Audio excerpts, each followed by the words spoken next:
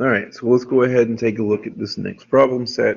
Here it's asking for the number of neutrons in an alpha particle. And so when we see alpha particle, we need to know that this in particular means something called a helium-4 nucleus.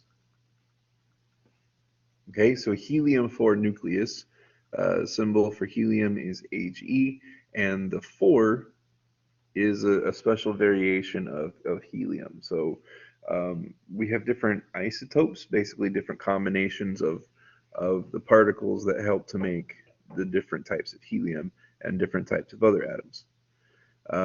So this 4 could sometimes be a 3, it could be a 5, it could be different things. Think of it as right now as just like the different flavors. We'll talk about that a little bit more in a minute. Helium on the periodic table has an atomic number of 2. So we find that it's element 2, it's in the top right-hand corner. And so this is our notation we're going to use talking about elements for this section. You will want the actinide series sheet when working on some of these a little bit further down. So unless you've memorized the entire periodic table, you'll either need a periodic table or the actinide series sheet is just an excerpt sort of blown up to make it easier to see. Okay, but that's for further down.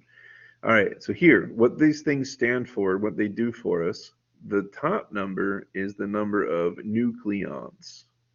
So that just means all the things that live in the nucleus, the center part of the atom. In particular, and I've already made mention of this, the bottom number is the number of protons. And so your nucleons are the total number of protons plus the total number of neutrons for your isotope. So it's just all the stuff that lives in the center of the atom. If we want to know about the neutrons, then we need to subtract the number of protons away. And we get that the neutrons will come from the total number of nucleons minus protons.